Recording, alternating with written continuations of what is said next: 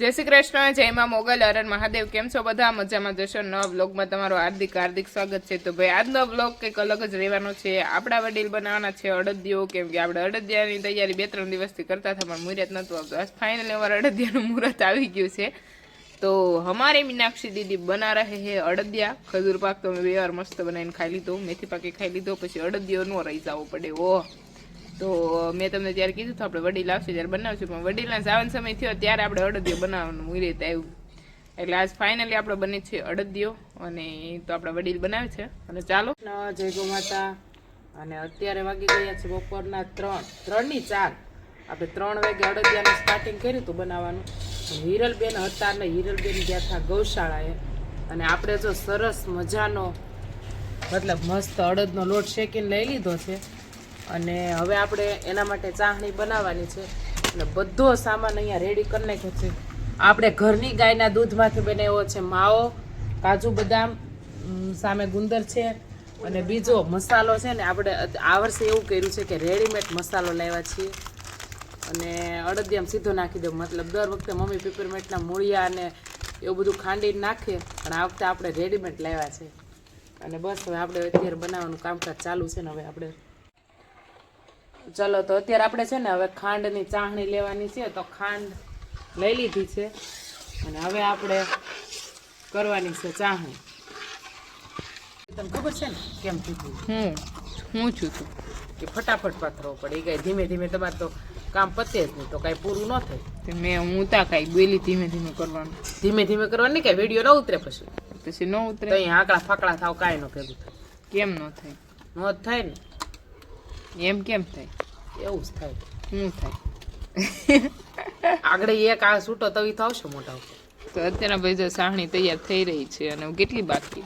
બહુ ટાટું નથી કામ કહેવાનું, છે. જવા દે. બહુ ટાટું કામ છે, આમાં ના ચાલે. તો અહીંયા જો આપણે મસ્ત બધું રેડી કરેલું છે. અને હવે જો આપણે તાહડા અને તપેલું બધું, તપેલી હું આ સોલા શોખીને બધું રેડી કર્યું છે. તપેલા ન હોય, તાહડા ને તપેલા લ્યો કહી દીધું. તો શું હોય? હું તમે જીવો મરી જાવ. તમને બુદ્ધિ ન હોય તો તમને જીવવાનો અધિકાર આપે કોણ? તમે આપણી સાહણી હવે રેડી થઈ ગઈ છે, અને મસાલા બધું આપણે રેડી કરી દીધું છે. અહીંયા આપણે સામાન પણ લઈ લીધો છે ઢાળવા માટે થઈને. અને હવે આપણે બધું ભાઈ સાહણીની અંદર મિક્સ કરે છે આપણા બંને વડીલો. આમાં ઓલા તવી ને બસ કાંઈ ખા ઉછીતા કાંઈ ખા. તો આવી રીતના બધું મિક્સ થઈ રહ્યું છે આપણું.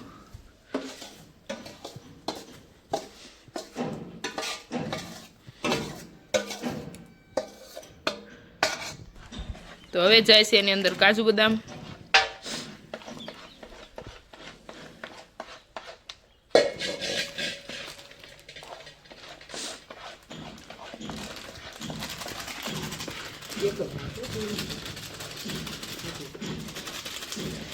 માવો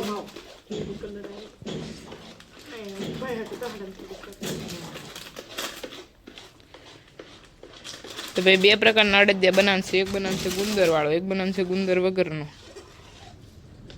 હવે જાય છે આપણો માવો, આપણી ઘરની ગાયના દૂધમાંથી બનાવેલો માવો. બીજો તવી થોડે કાસું સોલે.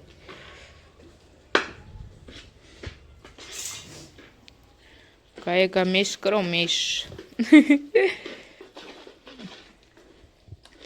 તો ભાઈ આમાં થોડુંક બહુ ધ્યાન રાખવું પડે, વધારે.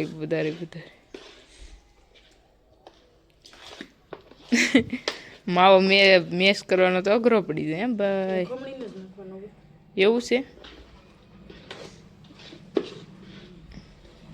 મેં કાલ થોડો કાચો રાખી દીધો, ગરમમાં જાય ને થોડો ઢીલો. મસ્ત માવો બીનો થો, સારો માવો બનેલો.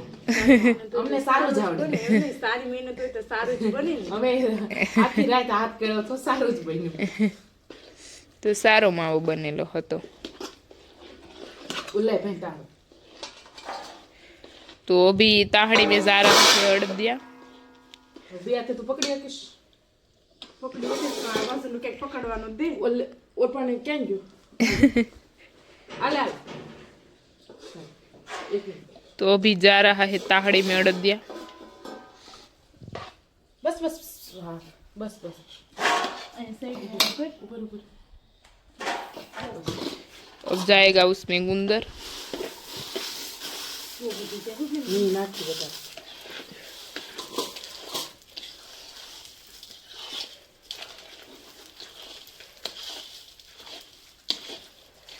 तो ऐसे हमने बनाए हड़दिया। आप लोग कैसे बनाते हो कमेंट कर देना।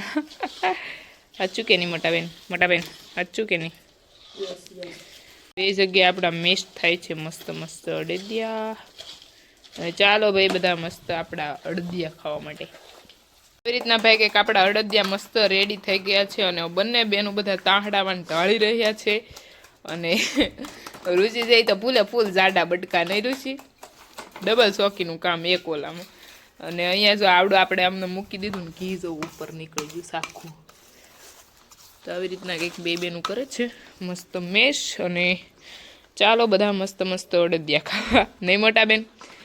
યસ મોટા બેન ક્યાં દઉં હું દઉં રોટલો રોટલા દઉં હે મન નથી કહેતી નહીં મન નથી કહેતી હો ભાઈ બેન।